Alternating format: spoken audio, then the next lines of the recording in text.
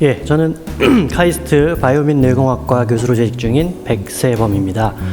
오늘 이렇게 뜻깊은 자리를 마련해 주시느라 정말 여러모로 힘써주신 많은 분들과 또 저에게 이렇게 중요한 순서를 맡겨주신 데 대해서 특별히 감사의 말씀을 전합니다. 굉장히 개인적으로 영광으로 생각하고 있습니다. 예, 저는 인공지능, 어떻게 보면 인공지능의 가장 베이스에 있다고, 가장 기저에 깔린 기초적인 것을 연구하는 이제 계산뇌과학자입니다. 그래서 오늘은 계산뇌과학자의 관점에서 현재 인공지능에 대해서 여러 가지 큰 그림에 대해서 함께 말씀을 나눠보자 합니다. 굉장히 자세한 내용들은 이제 이후에 각 분야의 전문가님들께서 자세한 말씀을 해주실 걸 기대하고, 저는 특별히 오늘 현재 인공지능의 모습과 앞으로 인공지능이 어떻게 변화될 것인가, 그리고 우리는 그것을 어떻게 받아들이고 대처해야 될 것인가, 혹은 준비해야 될 것인가에 관한 말씀을 나눠보도록 하겠습니다. 이것이 올해 1월 이제 발표되었던 네이처의 표지 논문으로 발표되었던 굉장히 큰 반향을 일으켰던 논문입니다. 제목을 따져보면 심층적인 신경망을 사용을 해서 그리고 트리서치를 사용을 해서 바둑 게임을 마스터링하는 방법, 뭐 이런 정도 해석이 될 것 같습니다. 굉장히 재미있게 읽었는데요. 이 논문이 바로 올해 큰 쇼크를 가져왔던 이제 알파고 사건의 배경이 되는 그 논문이 되겠습니다.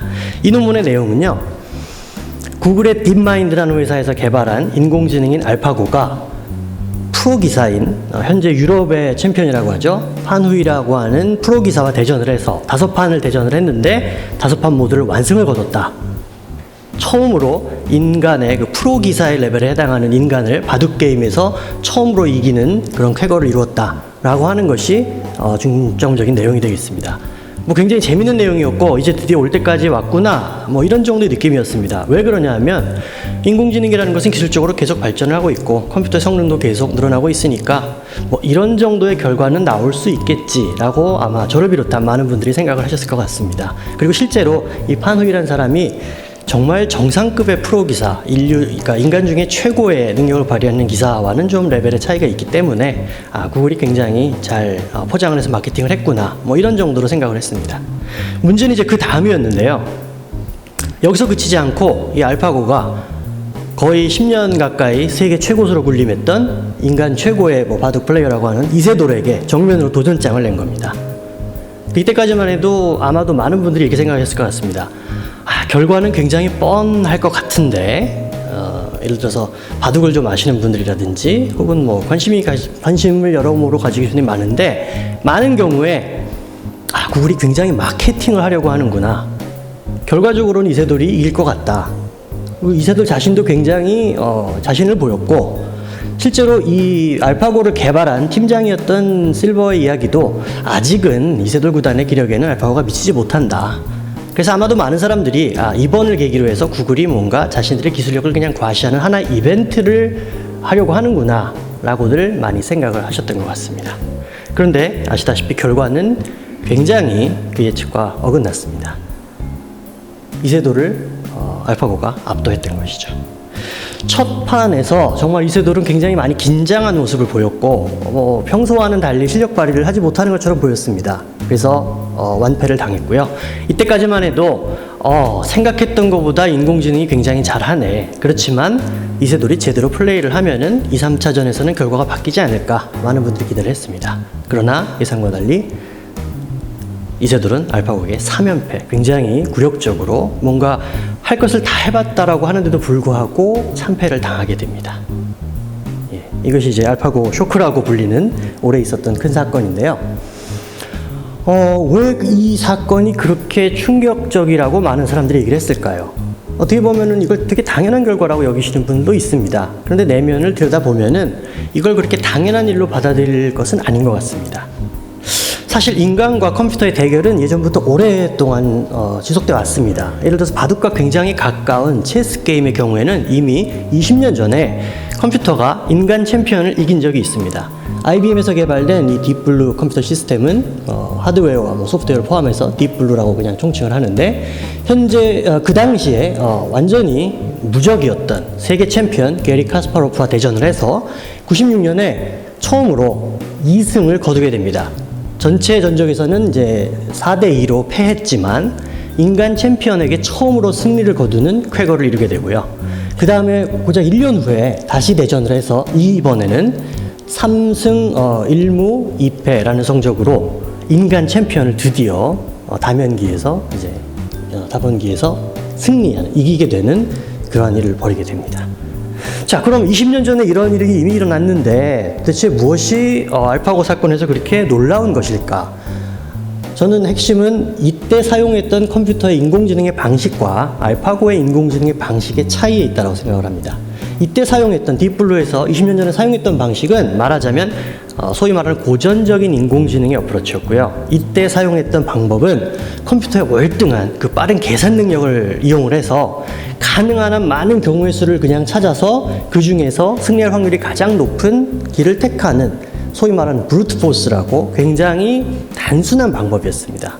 어쨌건 체스 게임의 경우에는 이러한 식으로 접근을 해도 인간 챔피언을 이길 수 있을 정도까지 인공지능이 성능을 발휘할 수가 있었습니다.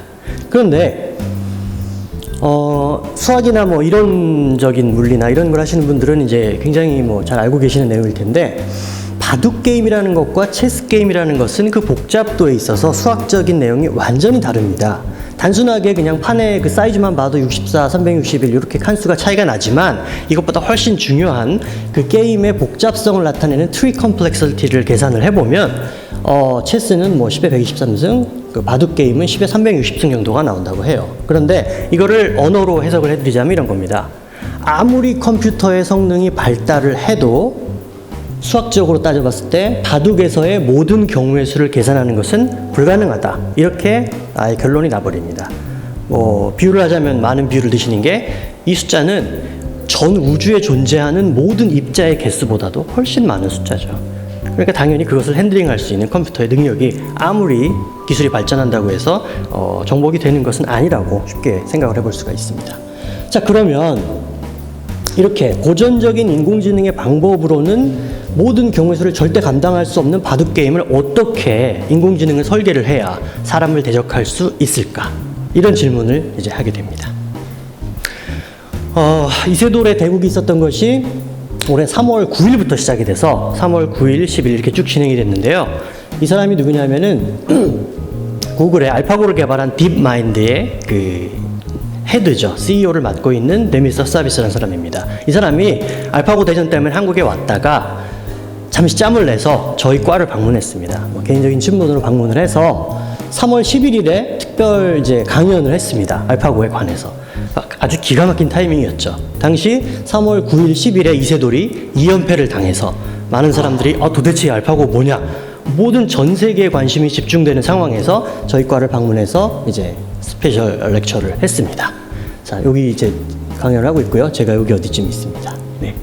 근데 뭐 굉장히 논문에 있는 내용들 설명을 그냥 단순하게 했는데 핵심은 이거였습니다. 심층 신경망과 딥러닝을 사용했다. 많이들 사용하고 있는 기술인데 사용했다. 그런데 여기서 핵심은 뭐냐 하면 이 기술을 사용한 것이 무엇을 위해서였느냐라는 부분이었습니다. 결론적으로 말하자면은 인간의 뇌가 바둑 게임을 할 때 어떤 식으로 작동을 하는지를 모사를 해보자, 모방을 해보자. 그러면 컴퓨터가 똑같은 방식으로 할 수만 있다면, 비슷한 방식으로 할 수만 있다면 속도가 훨씬 빠르기 때문에 인간을 이길 수 있다. 이런 전략을 짠 것이었습니다. 그래서 뭐 복잡한 기술적인 내용은 생략을 하고 간단하게 요약을 해드리면 두 개의 신경망, 정책망과 가치망이라는 것을 사용을 했는데 여기서 가치망의 경우는 예전 인공지능이 사용했던 것과 비슷한 개념입니다. 가능한 한 경우의 수를 다 따져보고서 그 중에서 이길 확률이 가장 높은 가치가 제일 높다라고 할 수 있는 그 점을 선택하는 것. 그것입니다. 그런데 문제는 바둑이라는 것은 이미 수학적으로 절대로 모든 경우의 수를 다 따져볼 수가 없다는 것이 알려져 있죠.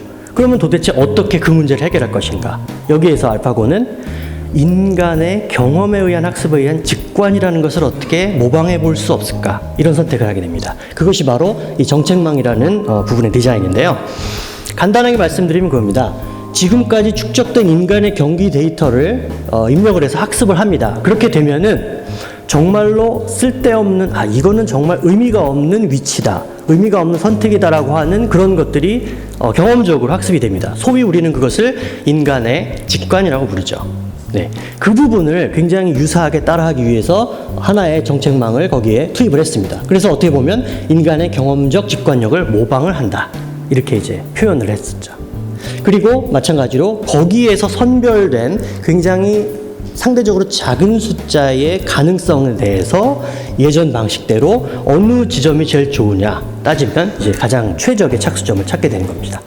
또 한 가지 이제 중요한 큰 변화는 뭐였냐면은 이러한 룰을 그냥 잘 정해주고서 그거를 그대로 따라가는 것이 아니라 자신의 서로 간의 알파고끼리의 대전을 통해서 자가 학습을 하고 그것을 통해서 위에서 이미 학습되었던 내용을 계속 수정을 하고 심지어 찾아보지 못했던 수를 찾아봐서 소위 말하는 우리가 저런 생각도 할 수 있네라고 하는 어떻게 보면 창의적인 수라고 보여질 수도 있는 그런 수를 개발해낼 수 있는 찾아낼 수 있는 그러한 인간의 창의성을 모방하는 부분까지도 설계가 되어 있다고 하는 것이죠. 그래서 재미있는 점은 이 두 가지 간의 균형을 조절할 수 있게 해서 굉장히 안전하고 보수적으로 경기를 운영할 수도 있고 상당히 모험적이고 창의적으로 경기를 운영할 수 있게도 설계된 그런 디자인이었습니다. 결과적으로 이러한 디자인을 통해서 알파고는 최고로 군림하고 있던 이세돌을 완전히 압도해버리는 성적을 내게 됩니다. 자, 그러면 이렇게 인간의 뇌를 모방하는 것이 어느 날 갑자기 나타났을까요? 그건 아닙니다. 이러한 아이디어는 굉장히 오래전부터 지속되었던 잘 알려져 있는 연구의 한 분야인데요. 보시게 되면 지금 굉장히 재미있는 사진이 있는데 이 문제를 인공지능에서 굉장히 오래된 문제를 해결하는 이걸 어떻게 끄면 될까요? 여기 이게 나와도 괜찮을까요? 이렇게 왜 나왔지? 예, 그냥 진행하겠습니다. 이 사진을 보시고서 굉장히 재밌네, 피식하셨을 겁니다. 이 사진의 중요한 점은 뭐냐면요. 고양이처럼 다 보이는데 여기 강아지 한 마리가 껴 있습니다. 그리고 여기 고양이가 있는데 강아지처럼 보이려고 이렇게 탈을 쓰고 있죠. 인간은 이 사진을 보자마자 누구든지 쉽게 이거는 고양이, 이거는 강아지. 정말 아무 어려움 없이 쉽게 구별할 수 있습니다. 여기도 마찬가지고요. 그런데 오래전 30년, 40년 전에 인공지능에서는 이러한 간단한 것을 구별하는 문제가 그렇게 쉬운 문제가 아니었습니다. 다시 말해서 인간에게는 너무나 간단한 문제였던 이런 시각인지의 문제조차도 인공지능에서는 굉장히 쉽게 풀 수 없던 문제였다는 것이죠. 자, 그래서 많은 인공지능 학자들이 이 문제를 그럼 어떻게 해결할 수 있을까? 이제 접근 방식을 개발하게 됩니다. 그 초창기에 이제 마빈 미스키라고 인공지능의 아버지라고 불리는 분이죠. 여러 가지 어프로치에 대한 안을 내놨는데 그 중에 하나는 룰을 잘 설정해 보자. 이런 단순한 아이디어였습니다. 그래서 퍼셉트론이라고 제시된 그런 모델인데요.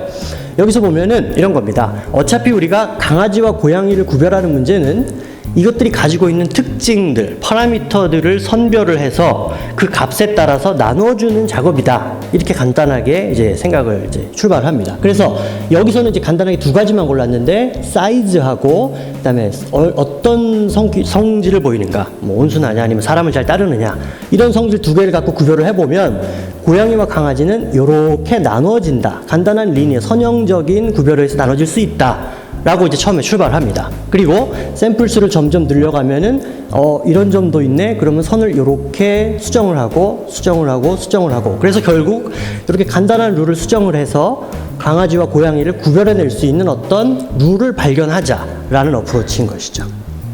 이것이 어느 정도까지는 굉장히 성공적으로 작동을 합니다. 그런데 우리가 다루고자 하는 일반적인 문제에 있어서 이 방법이 항상 성공적이지는 않습니다. 왜냐하면 실제 문제에 있어서는 굉장히 생각지 못한 예들이 많이 나오기 때문이죠. 예를 들어서 지금 보시면 이 사진을 보시고서 이걸 강아지라고 생각하는 분은 없을 겁니다. 그렇죠? 그런데 여기서 보여드렸던 룰에 따르면 이건 강아지라고 하기에는 너무 큽니다. 고양이라고 하기엔 너무 큽니다. 그렇죠? 그래서 이걸 강아지라고 인공지능은 구별할 수가 있게 돼버리는 것이죠. 마찬가지로 굉장히 고양이처럼 행동하는 강아지가 있을 수 있는데 이 경우에도 룰을 충실하게 따르다 보면은 이걸 강아지가 아니라 고양이라고 판단하게 되는 실수를 하게 됩니다. 그래서 단순하게 아주 예전 버전의 고전적인 인공지능에서 단순한 법칙을 잘 설정하는 것만으로는 인간과 같은 행동 패턴을 보이기는 굉장히 힘들다라는 결론에 도달하게 됩니다. 그럼 그 다음 어프로치는 뭘까요? 굉장히 재밌게도 인공지능의 발달 과정을 보면 신경과학, 뇌과학에서 연구 결과들이 쭉 나오고 발전했던 과정과 굉장히 많은 인터랙션을 주고받으면서 같이 발전하는 모습을 보이게 됩니다.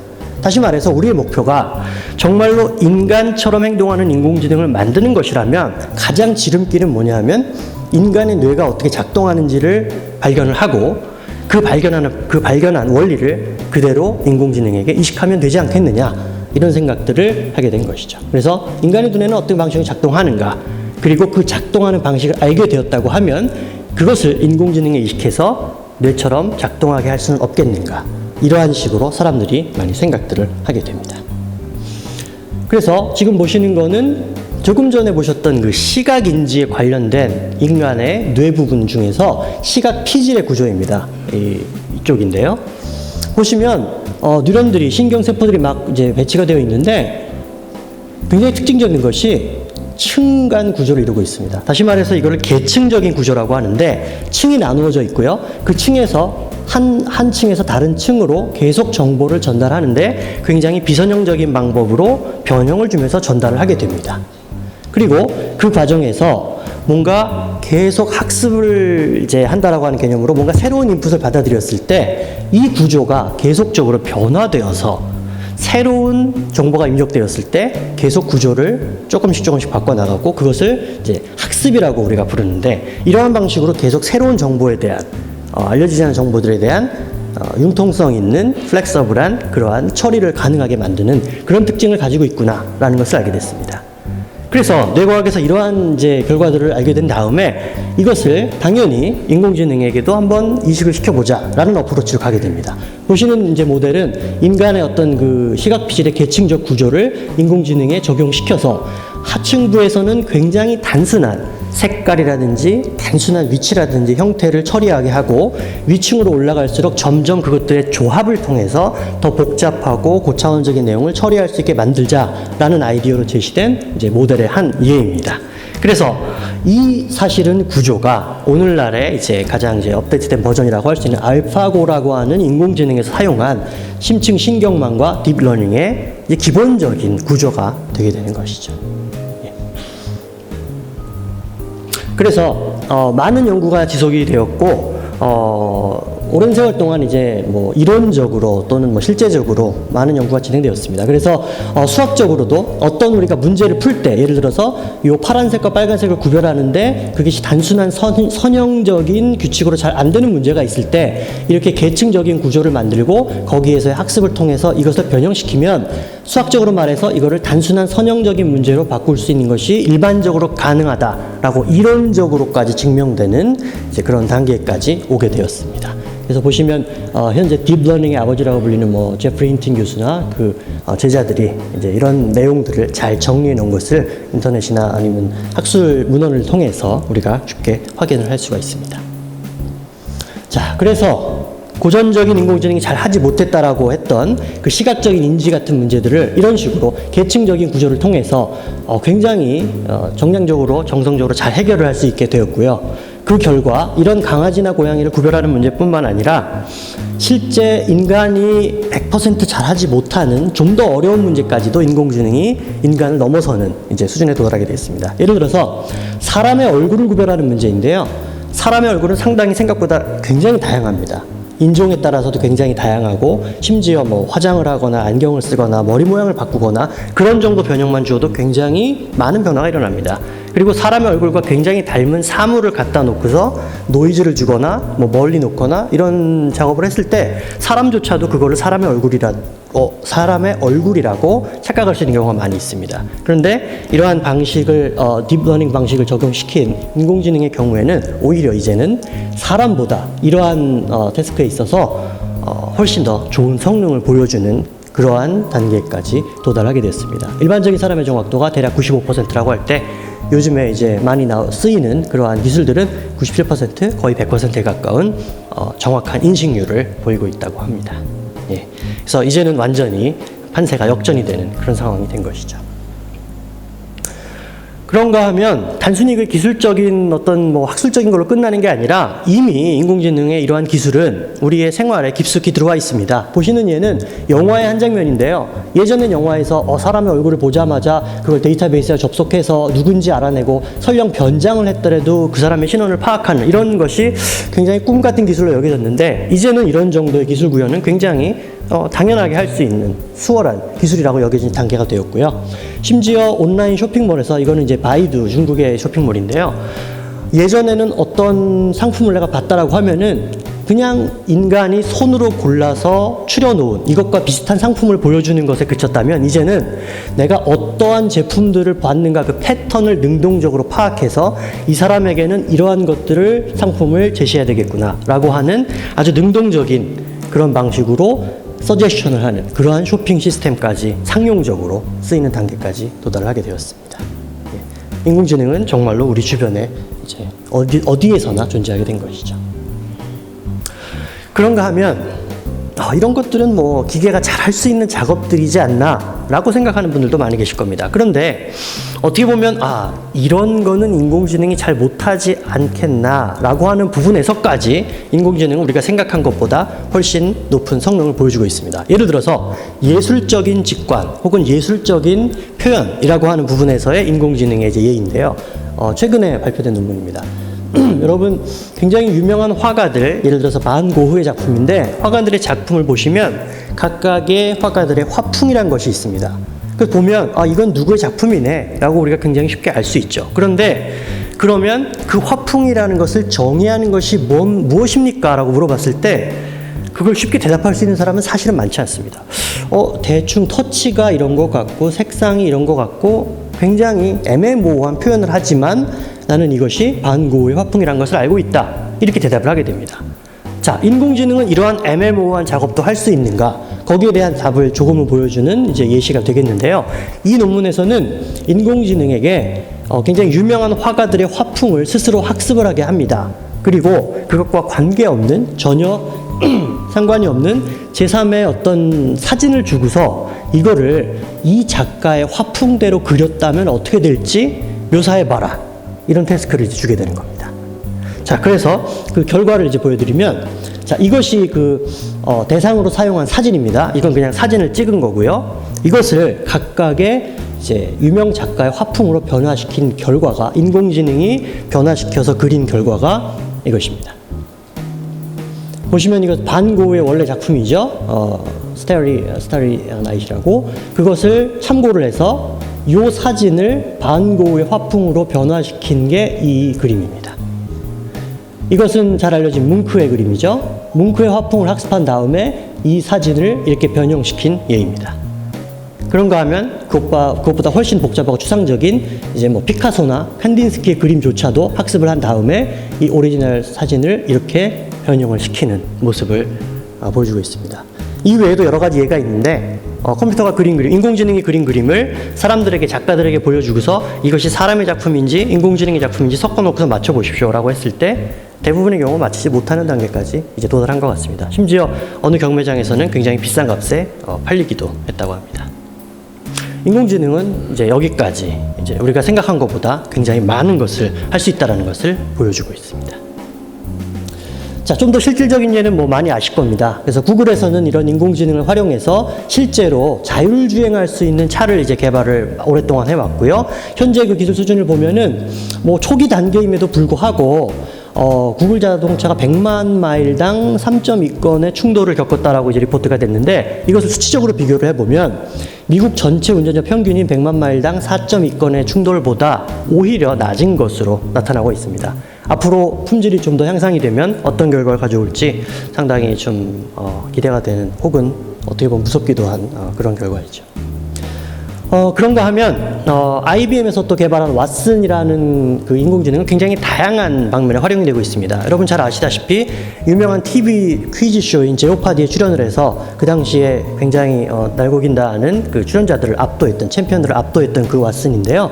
왓슨이 의료 부문에 뛰어들어서 이러한 영상 어떤 의학 자료를 보고서 병을, 특히 암을 진단하는 쪽에 최근에 많이 투입이 되고 있습니다. 그래서 그 결과 평균적인 전문의의 수준을 넘어서는 96% 정도의 수준의 암 진단 정확도를 보여주고 있고, 심지어 특정한 종류의 암에 대해서는 거의 100%에 가까운 진단율을 보여주고 있다고 합니다.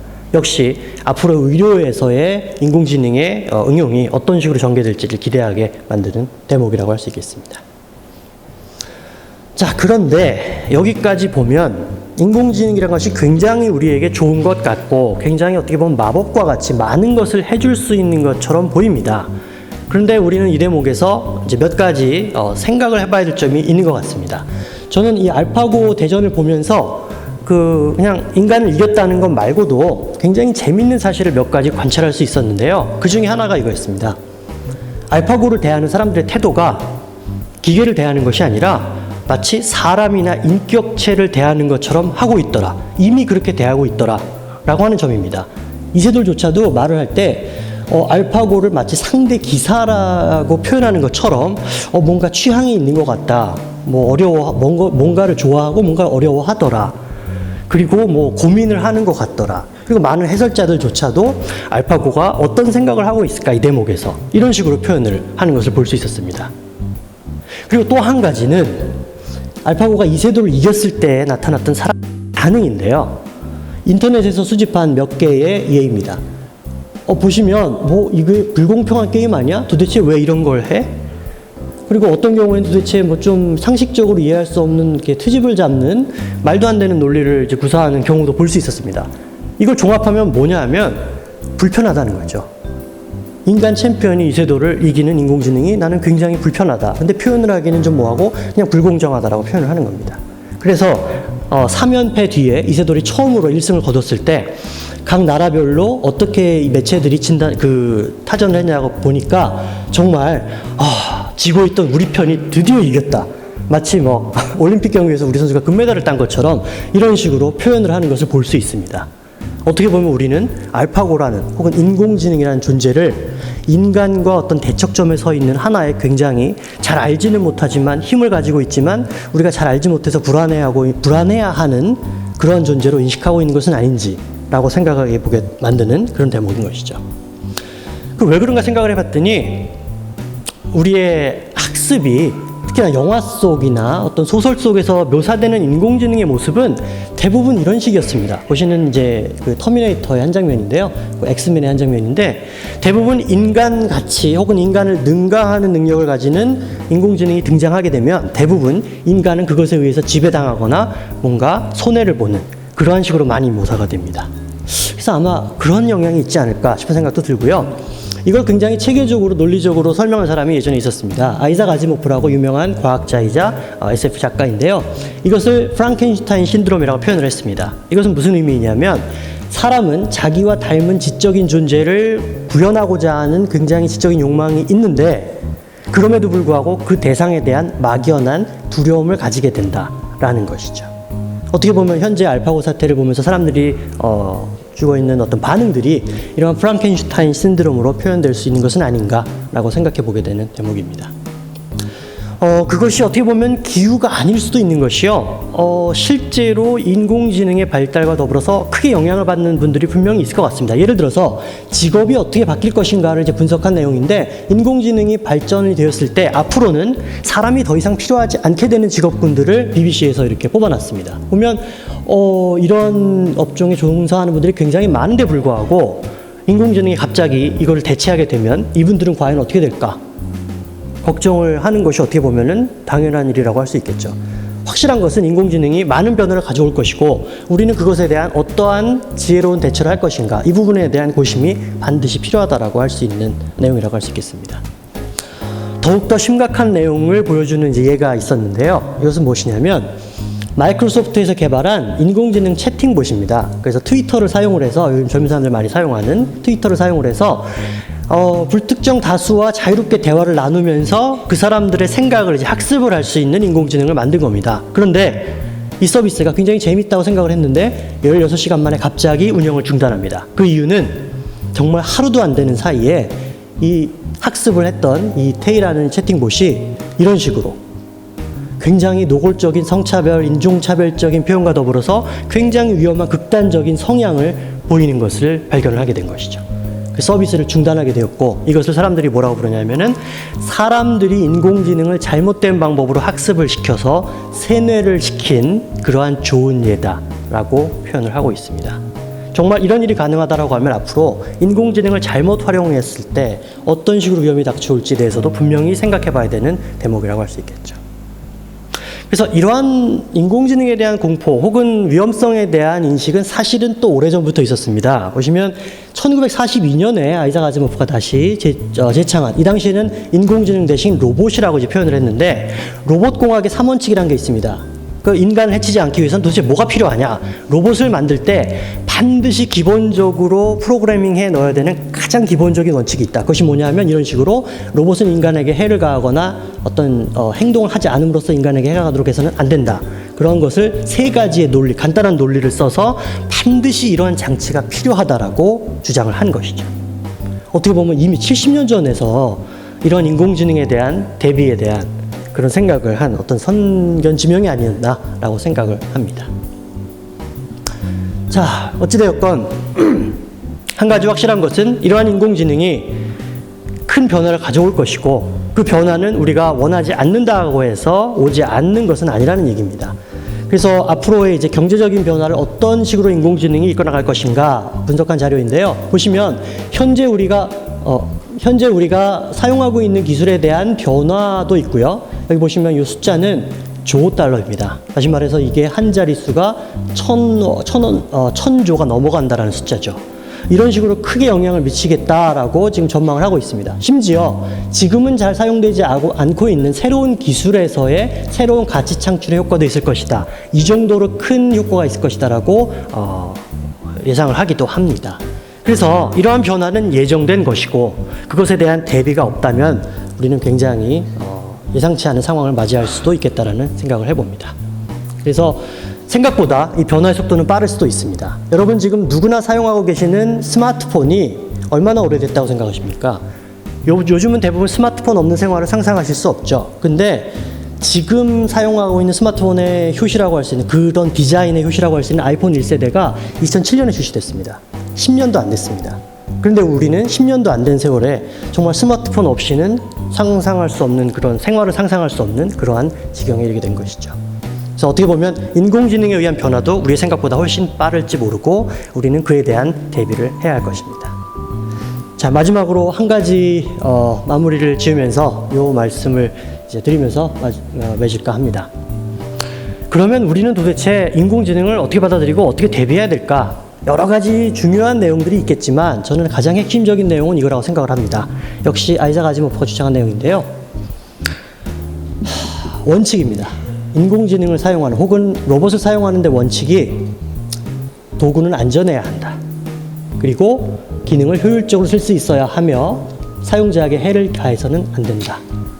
뭐 이런 식의, 뭐 이게 정답은 아니겠습니다만 이런 식의 어떤 원칙을 정해놓지 않으면 우리는 굉장히 무엇을 해야 되는지 혼란을 맞이할 수도 있을 것 같습니다. 그리고 가장 잘 한마디로 이 내용을 정리를 하자면 저는 이거라고 생각을 하는데요. 여기서 로봇을 인공지능이라고 바꾸면 어떨까 생각해 봅니다. 인공지능은 인류에게 해를 가해서는 안 되고, 이건 너무나 당연한 것이겠죠? 근데 재미있는 것은 그 다음 부분입니다. 그뿐만 아니라 어떤 행동을 하지 않음으로써 인류에게 해가 가도록 해서는 안 된다.